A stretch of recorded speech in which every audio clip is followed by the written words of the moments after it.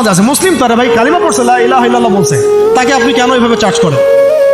আরে কালিমা তো আব্দুল্লাহ বিন উবাইও পড়েছিল। আব্দুল্লাহ বিন উবাই কি কালিমা পড়ে নাই? তাহলে কি আপনি তাকে মুমিন বলে গণ্য করবেন?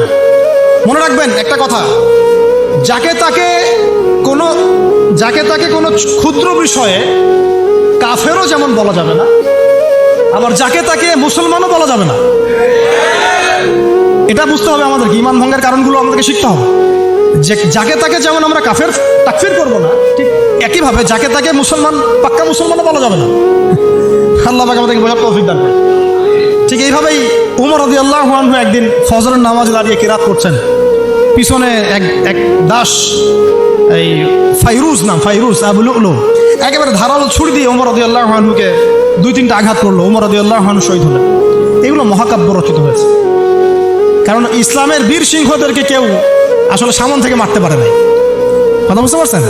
ওইভাবেই চোরাগপ্তই মারতে হয়েছে। আল্লাহর কসম, উমর রাদিয়াল্লাহু আনহু যে জায়গায় শাহাদত বরণ করছেন, ওই জায়গায় আমি দাঁড়াইছি, ওই জায়গাতে আমি দেখে আসছি কোন জায়গায় তাকে শাহাদত বরণ করেছে। ওখানে ওইসব জায়গাগুলো জিয়ারা করলেও মনের মধ্যে এই চেতনাগুলো জাগে। সুবহানাল্লাহ। আলী ইবনে আবি তালেব কুফার মসজিদে যাচ্ছেন, রাস্তায় এক ব্যক্তি তাকে চোরাগপ্ত হামলা চালিয়ে তাকে হত্যা করেছে। আল্লাহর বীর সৈন্যদেরকে কেউ সামন থেকে আঘাত করার সুযোগ পায় না। তো এগুলো হচ্ছে মহাকাব্য, জাজল্যমান মহাকাব্য। আরেকজন ব্যক্তির কথা জাস্ট বলে শেষ করে দিচ্ছি, অনেক আছে ভাই, বলতে থাকলে অনেক সময় লাগবে। রাজি একটা জায়গার নাম, ওখান থেকে কিছু লোক আসছে, এসে বলছে, ইয়া রাসূলুল্লাহ, আপনি আপনার কিছু সাহাবীকে পাঠান, আমরা ইসলাম কবুল করবো। ট্র্যাপ। আপনারা কেউ ভালো করে খেয়াল রাখবেন এগুলা, যে কেউ যখন তখন যাই বলবে হ্যাঁ করতে যাবেন না। মানুষের কথার পিছনে, ওদের কাজের পিছনে উদ্দেশ্য বোঝার চেষ্টা করবেন, ঠিক আছে? সবসময় কিন্তু আবেগে ভাসতে হবে না। আমরা কিন্তু এই জায়গায় ভুল করতেছি, অনেক ভুল হচ্ছে মাঝখানে। আমরা বিনয়ের সাথেই তাদেরকে বলবো যে ওলামায়ে কেরামদের সাথে মাশওয়ারা করে সিদ্ধান্ত নিতে, তাহলে ইনশাল্লাহ ভুলটা কম হবে ইনশাল্লাহ, ঠিক আছে? তো নবীজি 10 জনকে পাঠালেন, তারা দাওয়াত তো কবুল করেই নাই, হঠাৎ রাজি নামক জায়গায় তাদেরকে ঘিরে ফেললো। ঘিরে ফেলে 3 নিক্ষেপ করে 10 জন সাহাবী 7 জনকে শহীদ করে ফেললো। ট্র্যাপে। মানে এমনও আছে যে ওয়াজ মাহফিলে ডেকে মানুষ অনেক আলেমদেরকে মানে খারাপ কিছু করে ফেলেছে। হ্যাঁ, এরকম হিস্ট্রি আছে। তো সতর্ক থাকতে হবে, সতর্ক থাকার চেষ্টা করে। এখন 3 জন সাহাবী যুদ্ধ চালিয়ে যাচ্ছেন, তার মধ্যে একজন হচ্ছেন খুবাইব রাদিয়াল্লাহু আনহু। কি নাম বলেন? খুবাইব রাদিয়াল্লাহু আনহু। খুবাইব রাদিয়াল্লাহু আনহুকে এক পর্যায়ে, মানে আর কতক্ষণ পারা যায়, 100 জন ঘিরে ফেলছে, আমরা 10 জন, 7 জন শহীদ হয়ে গেছে, 3 জন বাকি আছে, কতক্ষণ পারা যায়? তো তারা বললো যে তোমরা পাহাড় থেকে নেমে আসো, তোমাদেরকে ছেড়ে দিব। 3 জন মাশওয়ারা করছেন, না নামা যাবেন, নামলে কিন্তু ওরা আমাকে ধরে ফেলবে। তারপরে বাধ্য হয়ে এক পর্যায়ে নামতে হয়েছে। নামার সাথে সাথেই একজনকে তারা মেরে ফেলছে, বাকি 2 জনকে তারা মক্কায় বিক্রি করে দিয়েছে। ওই মক্কার 2 জনের মধ্যে একজন হচ্ছেন খুবাইব রাদিয়াল্লাহু আনহু। কি নাম? খুবাইব রাদিয়াল্লাহু আনহু। আরেকজনের নাম আসিম রাদিয়াল্লাহু আনহু। আসিম রাদিয়াল্লাহু আনহুকেও তারা হত্যা করেছে এবং তার লাশটাকে বিকৃত করার চেষ্টা করেছিল। কিন্তু আসিম রাদিয়াল্লাহু আনহু ওই সময় দোয়া করেছিলেন, আল্লাহ, আমার লাশকে কোনো কাফেরের হাতে বিকৃত হতে তুমি দিও না। যুদ্ধ করতে করতে কথাটা বলেছেন, কারণ তিনি বুঝতে পারছেন যে 100 জন ঘিরে ফেলছে। ওদের একটা ট্রেডিশন ছিল লাশ বিকৃত করা, আল্লাহ, আমার লাশটাকে তুমি কোনো কাফেরের হাতে বিকৃত করতে দিও না। তখন আল্লাহ রাব্বুল আলামিন তার শাহাদাতে পড়ে এক ঝাঁক ভেমরুল পাঠায় দেন, তারা তার গায়ের উপর বসে পড়ে, কোনো কাফের তাকে হাত দিতে পারে। আল্লাহ পাক এভাবে সাহায্য করে। আর এদিকে খুবাইব রাদিয়াল্লাহু আনহুকে বিক্রি করে দেওয়া হলো মক্কায়, তাকে জেলখানায় রাখা হচ্ছে।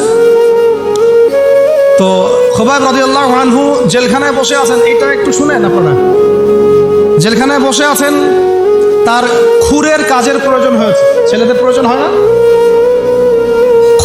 খুরের কাজ তো বুঝতে পারছেন, এটা আপনারা। তো খুর চেয়েছেন, একটা খুর দাও। এখন কথা হচ্ছে, খুবাইব রাদিয়াল্লাহু আনহু খুর চাইছেন, খুর দেওয়া হয়েছে, তারা খুর দিচ্ছেন। তো খুর কাজ শেষ করার পরে ওই কাফেরদের একটা ছোট বাচ্চাটা দৌড়াদৌড়ি করতে গিয়ে ওই জেলখানার ভিতর ঢুকে গেছে, খুবাইব রাদিয়াল্লাহু আনহুর কাছে চলে আসছে। তো খুবাইব রাদিয়াল্লাহু আনহু কিন্তু পারতেন তাকে জিম্মি করে ওখান থেকে বের হইতে, না? তিনি কোলে বসে আদর করতেছেন বাচ্চাকে, যার বাচ্চা সে তো আতঙ্কে, এইবার তো অবস্থা খারাপ, আমার বাচ্চাকে মেরে ফেলা তো সমস্যা। তো খুবাইব রাদিয়াল্লাহু আনহু তাকে ছেড়ে দিলেন এবং আল্লাহ পাক ওই জেলখানার মধ্যে আল্লাহর পক্ষ থেকে তাকে আঙ্গুর খাওয়ালেন। ওই সময় ওই আঙ্গুর কথা পাওয়া যাচ্ছে না, কিন্তু জেলখানায় তিনি বসে আঙ্গুর খাচ্ছেন। কাফেররা বলেছে নিজেরাই যে খোবাইবের চেয়ে শ্রেষ্ঠ কোনো বন্দী আমরা কখনো দেখি না। খোবাইবের চেয়ে শ্রেষ্ঠ কোনো বন্দী আমরা কখনো দেখি না। খোবাইব রাদিয়াল্লাহু আনহুকে এরপরে মক্কার বাজারে নিয়ে যাওয়া হয়, একটা গাছের কাছে নিয়ে গিয়ে, শেষ করে দিচ্ছি লাস্ট পয়েন্ট, তাকে শুলদণ্ড দেওয়া হয়। কি দণ্ড? শুলদণ্ড। এটা আপনারা বুঝবেন না, এটা এমন না যে গলায় ফাঁসি দেওয়া। শুলদণ্ড কি একটু সার্চ করে দেখেন। লোহা পিছন দিয়ে মানে শরীরে একটা পাশ দিয়ে ঢুকিয়ে আর একটা পাশ দিয়ে বের করে দেওয়ার নাম শুলদণ্ড। নাউযুবিল্লাহি মিন যালিক, সুবহানাল্লাহ, লা হাওলা ওয়ালা কুওয়াতা। কি মানুষ! তখন তাকে বলা হচ্ছে, তোমাকে যদি শুলদণ্ড না দিয়ে মুহাম্মাদকে তোমার জায়গায় নিয়ে আসি, তুমি কি খুশি হবা? তিনি বলছেন, আমার জায়গায় মুহাম্মাদের একটা চুলও যদি বাঁকা হয় আমি সেটাও সহ্য করব। তুমি কি চাও বলো, শেষ শেষ খয়েশ কি? তখন খোবাইব রাদিয়াল্লাহু আনহু বলছেন, আমার শেষ ইচ্ছা হচ্ছে 2 রাকাত নামাজ পড়া। 2 রাকাত নামাজ পড়ার সুযোগ দেওয়া হলো। তিনি একটু শর্টকাটে নামাজ পড়লেন, বললেন যে আমি যদি নামাজ লম্বা করতাম তোমরা হয়তো বলাবলি করতে যে আমি ভয় পাচ্ছি। এরপরে তিনি 2টা কথা বলেছেন। এটা শেষ পয়েন্ট। 2টা কথা বলেছেন। একটা হচ্ছে সমস্ত মানুষদেরকে লক্ষ্য করে তিনি বলেছেন দোয়া, আল্লাহর কাছে হাত তুলে দোয়া করেছেন, আল্লাহুম্মা আহসিহিম আদাদা, আল্লাহ তুমি একটা একটা করে এদেরকে গুনে রাখো, ওয়াকতুলহুম বাদাদা, এবং তাদের একটা একটা করে তুমি হত্যা করবা। কে বদদোয়া করতেছেন? এবং কি শেষে একটা লাইন আছে, ওয়ালা তাতরুক মিনহুম আহাদা, আল্লাহ তুমি তাদের একজনকে বাকি রেখো, তুমি সবগুলোকে আল্লাহ তুমি একটা একটা করে হত্যা। পরবর্তীতে আসলে কিন্তু হয়েছেও তাই, বিভিন্ন সময় এরকম কনফ্লিক্ট হয়েছে। তো তবে কিছু মানুষকে আল্লাহ ইসলাম কবুলের সুযোগ দিয়েছেন শেষ পর্যন্ত হয়তো। এরপরে তিনি দোয়া করছে। এরপরে তিনি একটা কবিতা আবৃত্তি করেছিলেন, এটা আমাদের আজকের আলোচনার শেষ অংশ। ওই অবস্থায় তিনি কবিতা আবৃত্তি করছিলেন। এই কবিতাটা আমরা সবাই যেন মুখস্থ করার চেষ্টা করি। অনেক সিরাতে অনেকভাবে আসছে, আমি আমার মতো করে বলার চেষ্টা করছি। তিনি অনেক 12-14 লাইনের একটা কবিতা আবৃত্তি করেছিলেন। তার শেষের 4টা লাইনে তিনি বলেছিলেন যে ওয়ালাস্তু উবালি হিনা উকতালু মুসলিমান, আমি কোনো পরোয়াই করি না যখন আমাকে মুসলিম হিসেবে শহীদ করা হচ্ছে।